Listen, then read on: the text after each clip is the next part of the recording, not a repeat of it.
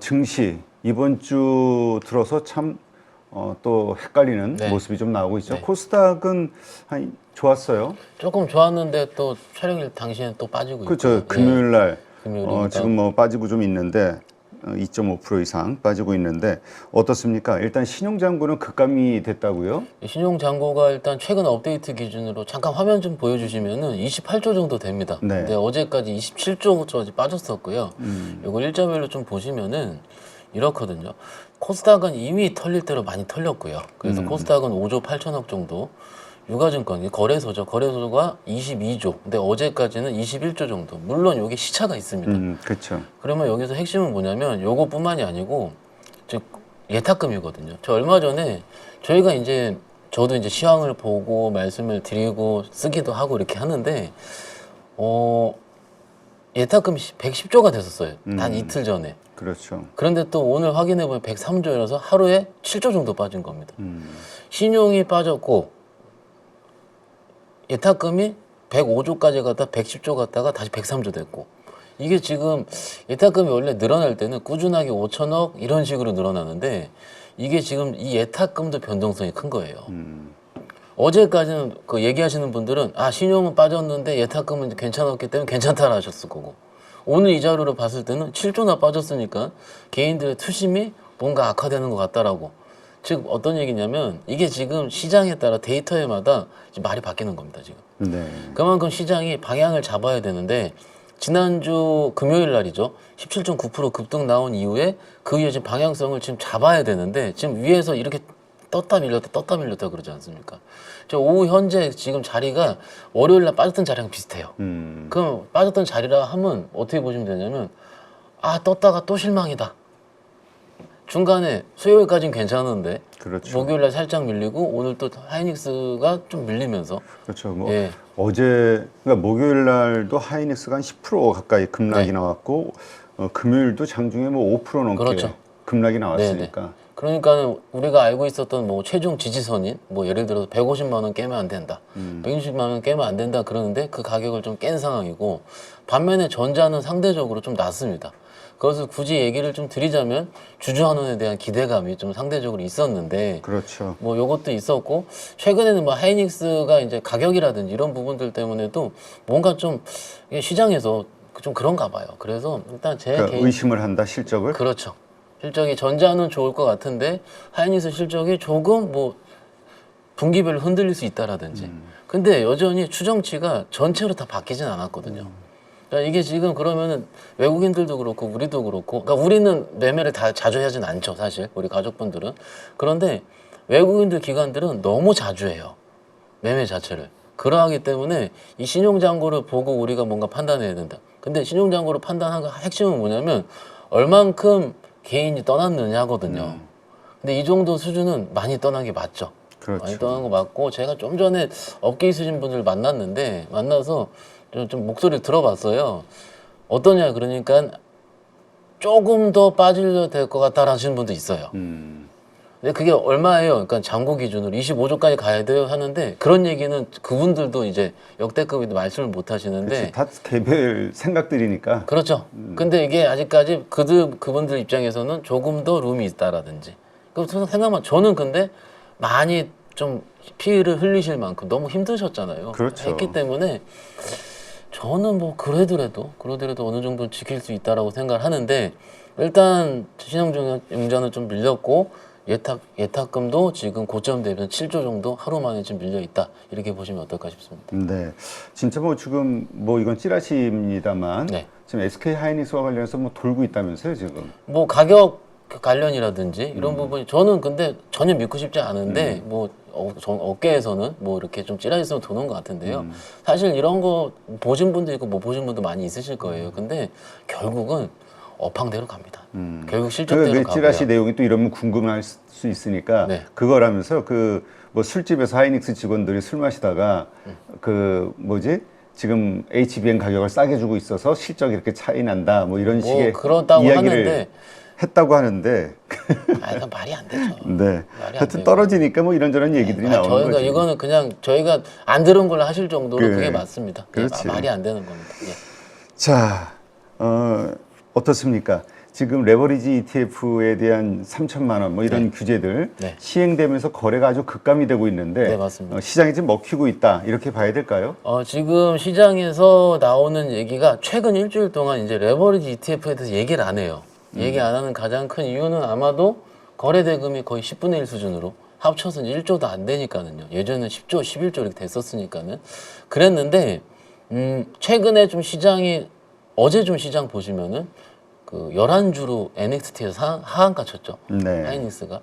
그런데 그 기사가 최근에 한 주로 혹은 11주로 이런 거 보면은 다른 장외 파생 시장이 있어요. 뭐 코인 비슷한. 그렇죠. 그래서 그것을 기초 자산으로 한 그런 숏이든 롱이든 이런 가격을 찍으면 청산을 당하거든요.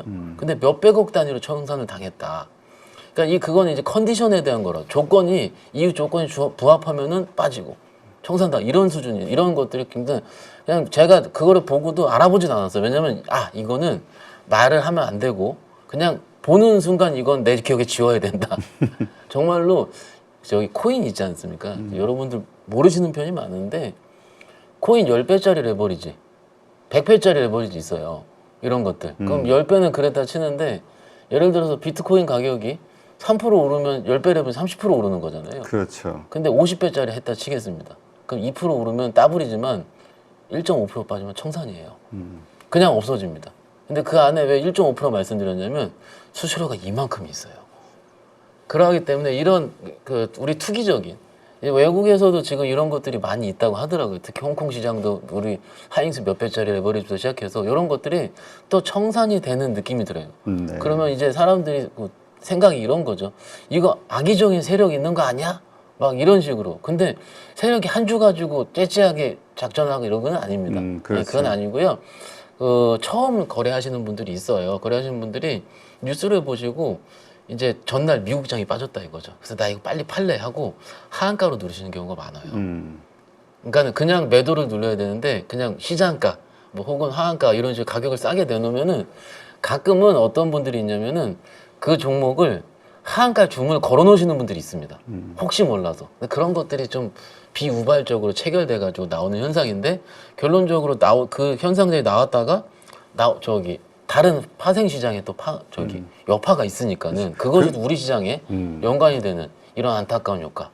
그렇죠. 그래서 뭐 진짜 장난하는 거 아니냐 할 정도로 생각을 막 이렇게 이야기가 나올 정도로 지금 뭔가 이 거래 시스템이 문제가 있는 거죠. 이게 말이 안 되는 일들이 자꾸 벌어지니까.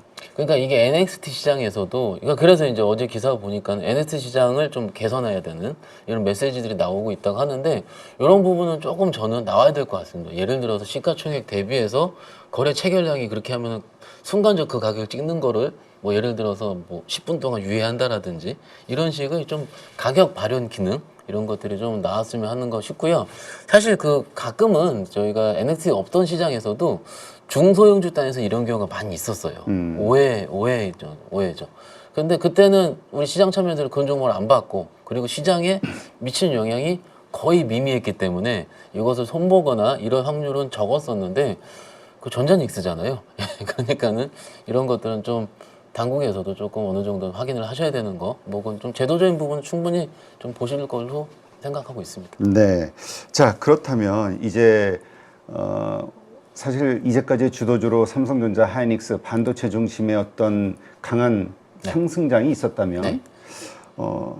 하반기, 그러니까 올 8월 이후 이제 더 이상 주도주의 힘을 쓰지 못할까? 아니면 다시 주도주로 올라올 수밖에 없을까? 실적으로 인해서 어떻게 봐야 될까요? 일단 개인적인 생각은 여전히 전자닉스는 싸다라는 생각은 하고 있습니다. 싼데 주식이 예전에도 주식하셨던 분들 기억을 해보시면 싼 자산이 제 가격을 찾는 시간이 좀 걸립니다. 시간이 걸릴 때는 뭔가 하나의 트리거가 필요해요. 그 트리거가 뭐냐면은 실적입니다. 근데 실적 시즌이 지금 막 2분기가 지났기 때문에 3분기까지 갈 때 시간이 조금 걸리지 않습니까? 그리고 그 중간에 필요한 거는 미국 시장의 도움이 좀 필요하고요. AI 확산에 대한 뭐고 엔비디아 실적도 남아 있고요. 이런 것들이 있기 때문에 저는 싼 가격대에서 이 정도는 유지할 가능성이 크다 봅니다. 근데 여기서 걱정인 부분은 항상 시장의 메시지인데 이번 주에 가장 많이 받는 질문이 전저점 깨는 거 아니냐 라는 거. 그러니까 5,200대, 5,300대를 깨는 거 아니냐. 그러면 삼성전자 하이닉스 그 이하를 깨게 되는 거겠죠. 그렇죠. 이런 두려움이 있을 것 같아요. 투자자분들께서. 일단은 제가 여기서 무조건 빠진다, 무조건 오른다라고 판단을 드리는 것보단 적어도 지금이나 그때 가격대나 싼 건 맞다.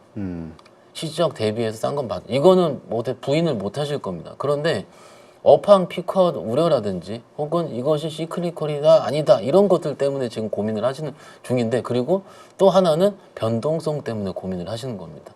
이 마음을 조금 넓게 가지실 필요가 있어요. 마음이 어떻게 넓게 가지냐면, 이거를 내가 배당도 나오는 자산이고, 그렇죠. 그리고 예전에 아까 우리가 걱정을 했었던 그런 중소형주 단이라든지 혹은 테마주 단이 아니기 때문에, 이런 것들을 만약에 우리가 버리고 다른 것들을 투자한다면 이런 것에 대한 본질에 대한 고민을 말씀드리는 겁니다. 그렇기 때문에 주도주를 지금 바로 8월 달에 무엇이 되겠다라고 예측하는 것보다는 먼저는 주도주가 태어나려면 시장이 안정화돼야 되거든요.